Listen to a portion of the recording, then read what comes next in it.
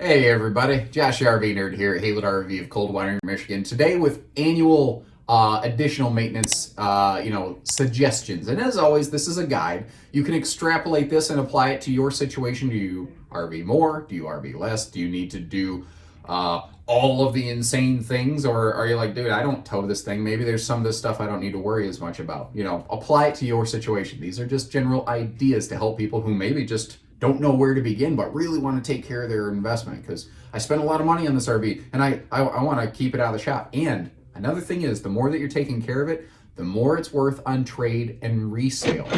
Think about that. Everything flips eventually, guys. So starting up top, if you're doing your normal upkeeps, you've already got your roof clean, conditioned, and all that. You've already checked your seals. But you want to go through maybe once a year and check the hinges and the mechanisms up there, like a power vent lid or something like that. If you think about it, there's the roofs of these things are exposed to just tons of dirt and debris, especially if you're towing, but even if you're just parked. Because if you ever want to experience how much debris is out there in the air, next time you're going down the road, roll the window down. Do we even roll the window down anymore? Hit the button and let the window retract, and then just stick your face out the window and feel the against your face. And it's going to take you about 30 seconds to a minute. Your face is going to feel raw, because it's going to feel like it was in a sandblaster, because basically it is. There's a ton of debris in the air all the time. Well, that stuff gets caught in little nooks and crannies and crevices and hinges and mechanisms, and it provides extra resistance and makes those things wear prematurely. So we're trying to avoid that by keeping them cleaned and lubricated. And after you do lubricate those things, you want to clean up any excess oils that come out. You use a very light oil on those items, by the way. You don't have to get super duper heavy. You don't need the synthetic motor oil up there. Your propane system. About once a year, it's a good idea to just have what's called a gas drop test done on that. That will make sure that you don't have any areas where there's a potential gas leak here. Now, this is an unbelievably uncommon thing, but the penalty for failure is pretty high. I think for most people, the best time to have that checked is when you're getting your RV winterized or de-winterized. While it's there, and I always recommend, I really recommend people have that done professionally, because we stand behind our work at Haylett RV. And while we winterize your RV, we go through and we do certain inspections. Now, if we botch a winterization, and let's say we blow your water tank on your water heater, well, we're going to stand behind it. We're going to replace it, But if you botch the winterization, you are going to be paying for that, I don't know, $800, whatever it is, water heater tank, or whatever else is damaged in plumbing and everything else that leaked everywhere. It's about the cheapest, I don't want to use the word insurance policy, but maybe assurance policy. Yes, that's a good phrase right there. It's a very inexpensive assurance policy. Double six shooter. Speaking of winterizations, I know that not everybody needs to do that. I know that there are more and more snowbirds, sunbirds, travelers, migrators, etc., whatever you want to call it out there. But those who are just, we're going to do our own winterization, that's fine. First of all, I don't recommend just the blowout method. I know a lot of people do it. I know a lot of people have done it just fine for years. Water finds a way to collect and pool up, and it takes one ice cube to really cause a problem here.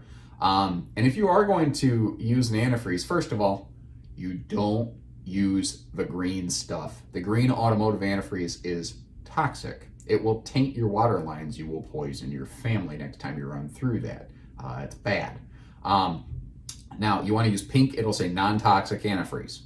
That stuff's easy. You just flush that right out of your lines, lickety split. However, there's like really cheap stuff. It's like $2 a bottle or something like that, or less than that sometimes. And I'm not trying to specifically throw darts, but that's the stuff you can get. Like if you just go price low to high and search on Amazon, or you go to Walmart and get the stuff off the skid, that stuff's super cheap because it has animal fat in it, basically. Now, it will very effectively prevent your RV's water system from freezing. But imagine, you throw a chunk of animal fat in your trash can, and then you just let it sit there exposed to air, and then, your trash can gets warm after a while. It's going to make your house stink. right? Very quickly. Well, that animal fat stuff coats the water lines, and it is a beast to fully flush that out. Well, it'll make like your whole water system stink. It'll make your whole RV smell sulfurish, some people say. Now, I have a very weak sense of smell anymore. I started losing it slowly quite a few years ago. So I don't tend to pick a lot of it up, but I can tell. I'm like, I get in, I'm like, did somebody smoke in here? Is this like something's off? I can tell something's wrong, and usually it's a water system treated with cheap antifreeze. We don't use the cheapest antifreeze you're ever going to find at Haylett RV. We use some of the best antifreeze you're ever going to find here at Haylett RV for winterizing your RV. So keep that in mind. Now go through also once a year, at least once a year. Frankly, it's a better idea to do what I'm about to say on a pre-trip inspection, but at least once a year, go through, check the batteries on your smoke detectors, hit the test button, then go through on your multi-detectors, like your carbon monoxide detector, your CO detector, hit the test button on that. Plug your ears. Those things, oh my God, they're loud, but they're loud for a reason. It could save your life. Understand, especially those multi-detectors that are wired directly into the RV, they get their power from like the coach itself. They have a filter in them that it basically takes periodic test samples of the air. If that filter starts to just over time, little parts per million add up in it, it starts to plug that filter and trip that filter. I've had people say, yeah, the filter just keeps chirping, so I just unplugged it. That is just don't do that. That's you need to replace it. You need to replace that object. And maybe a lot of people don't know that, but you're literally putting yourself, your family at risk because you can't. Now, the LP that's in the tanks up front going through your lines, that is purposely scented to smell like rotten eggs so that if you smell it, you know something's wrong. But organically, carbon monoxide has no odor. You can't detect it, and it'll put you to sleep, and then you stop breathing. And that little annoying chirp that was just such a big deal that you couldn't have spent a couple bucks to replace it, that could save your life. That's just not a joke. That's just not a thing to mess around with. I don't believe in don't roll the dice like that. That's just not smart, guys. And your bearings. We've done different videos on this in the past, but just simply stated, it is generally advisable to have your bearings and do like a full wash and repack annually. There's also specific mileages that sometimes apply there. Again, that we've done separate videos on that. You're curious, we can send you a link to it, no sweat. In terms of annual stuff, I think those are some of your big annual items. I'm sure I've missed one or two things.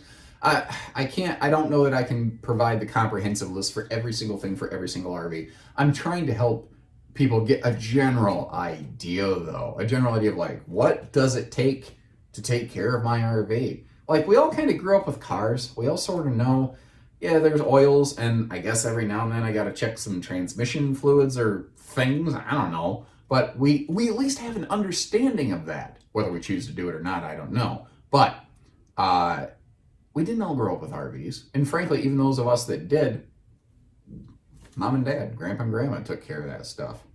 So I'm trying to help everybody get there. I'm trying to help keep you having a good time. I want to keep you out of the shop. I want to keep you off the curb, off the side of the road, you know.